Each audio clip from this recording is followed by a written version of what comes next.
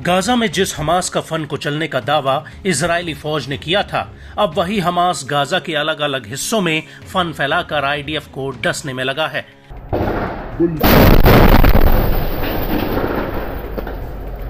एक तरफ जहां हिजबुल्ला इजरायल के ऊपर भीषण रॉकेट और ड्रोन हमले कर रहा है, वहीं दूसरी तरफ गाजा आईडीएफ के लिए मौत का जाल बन गया है। ये बात हम नहीं कह रहे, बल्कि गाजा से आने वाले ये वीडियोस इस बात की तस्दीक कर रहे हैं। जी हां, हम बात कर रहे हैं गाजा के जबालिया में आईडीएफ के ऊपर हुए अटैक की, जिसमें इजरायली सेना को अभी तक का सबसे बड़ा झटका लगा है। इससे पहले कि हम आपको बताएं कि आईडीएफ को गाजा में क्या नुकसान हुआ है, उससे पहले आपको अल कासिम ब्रिगेड का ये वीडियो दिखाते हैं। ये वीडियो गाजा के जबालिया का है, जिसमें अल कासिम ब्रिगेड का एक लड़ाका एक रॉकेट नुमा विस्फोटक पर कुछ लिखता हुआ दिखता है। इसके बाद हमास के दो लड़ाके इस विस्फोटक को बाहर रास्ते में मलबे के नीचे दबा देते हैं। वहीं दूसरी तरफ हमास का एक लड़ाका सीसीटीवी कैमरे के जरिए इस रास्ते पर नजर रखे होता है, और तभी वहां से आईडीएफ का एक मेरकावा टैंक गुजरता है, और जैसे ही ये टैंक बारूद वाली जगह पर पहुंचता है, वैसे ही हमास का लड़ाका रिमोट कंट्रोल से इस आईडी में ब्लास्ट कर देता है, जिसकी वजह से टैंक के परखच्चे उड़ जाते हैं।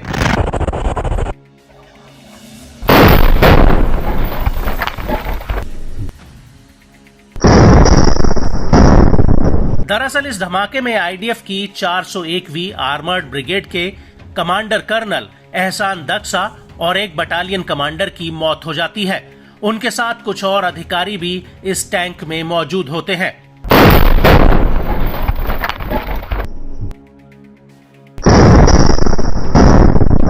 आपको बता दें कि कर्नल एहसान की उम्र 41 साल की थी और वो दलियत अल करमेल के ट्रूज कस्बे के रहने वाले थे।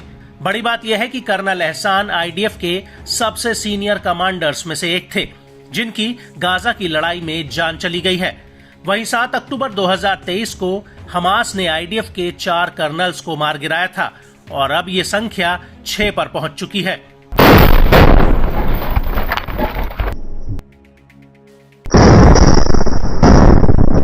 आपको बता दें कि कर्नल एहसान की मौत टैंक के भीतर नहीं, बल्कि टैंक के बाहर हुई है। आईडीएफ की रिपोर्ट के मुताबिक वो अन्य अधिकारियों के साथ टैंक के बाहर कुछ ही मीटर दूरी पर मुआयना करने आए थे, तभी वहां मौजूद आईडी में ब्लास्ट हो गया। आईडीएफ के मुताबिक जहां पर यह ब्लास्ट हुआ, वहां पर बूबी ट्रैप लगा था, जिसमें कमांडर एहसान दक्सा की मौके पर ही मौत हो गई, जबकि 52वीं बटालियन के कमांडर और 2 अधिकारी गंभीर रूप से घायल हुए हैं।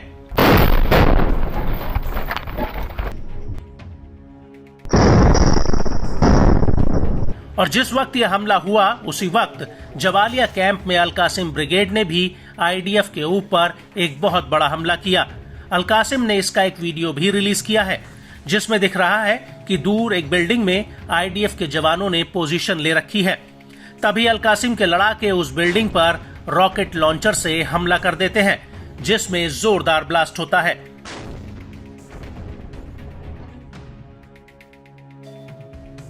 इसके बाद एक खंडर पड़ी इमारत में अल कासिम के 3 से 4 लड़ाके रॉकेट लेकर घुसते हैं, और वो उसके सामने जा रहे आईडीएफ के बुलडोजर पर ये रॉकेट फायर कर देते हैं। इसके बाद आईडीएफ के रास्ते में लगे एक बूबी ट्रैप को भी उड़ा दिया जाता है, जिसकी चपेट में आईडीएफ का एक टैंक आ जाता है।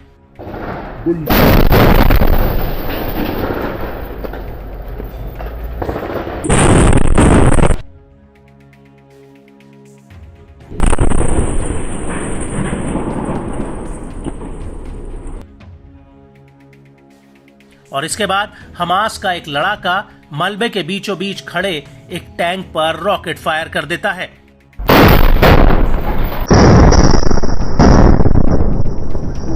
और इसके कुछ ही देर बाद एक लड़ाका मशीन गन से आईडीएफ के ऊपर ताबड़तोड़ फायरिंग करने लगता है।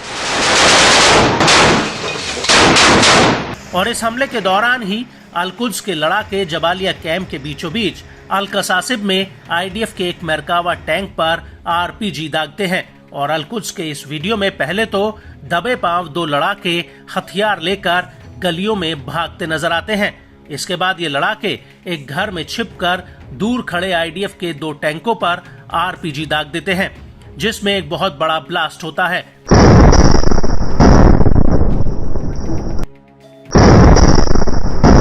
इसके बाद वहां पर आईडीएफ के 2 सैनिक भागते हुए नजर आते हैं। हालांकि इस हमले में आईडीएफ को कितना नुकसान हुआ, इस बात की पुष्टि नहीं हुई है।